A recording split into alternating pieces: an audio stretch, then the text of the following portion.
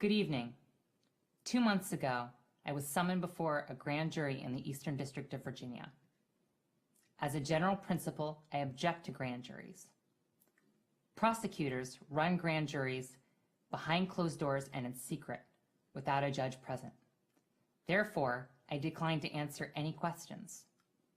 Based on my refusal to answer questions, District Court Judge Hilton ordered me held in contempt until the grand jury ended. Yesterday, the grand jury expired, and I left the Alexandria Detention Center.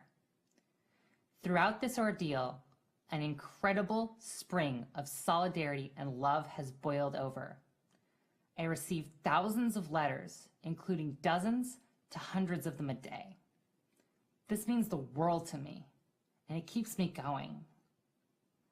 Jails and prisons exist as a dark stain on our society, with more people confined in the U.S. than anywhere else in the world. During my time, I spent 28 days in solitary confinement, a traumatic experience that I already endured for a year in prison before.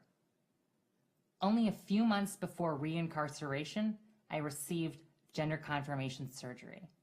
This left my body vulnerable to injury and infection, leading to possible complications that I'm now seeking treatment for.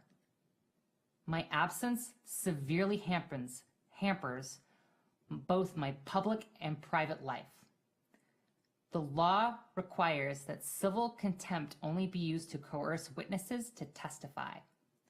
As I cannot be coerced, it instead exists as an additional punishment on top of the 7 years I have already served. Last week, I handwrote a statement outlining the fact I will never agree to testify before this or any other grand jury. Several of my closest family, friends, and colleagues supported this fact. Our statements were filed in court. The government knows that I cannot be coerced.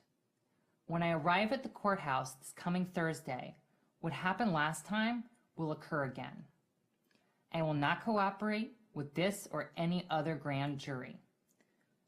Throughout the last decade, I have accepted full responsibility for my actions in 2010. Facing jail again this week does not change this fact. The prosecutors deliberately placed me in an impossible situation.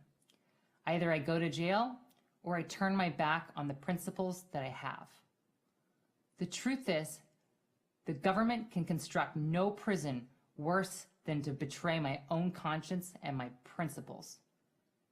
Thank you and good night.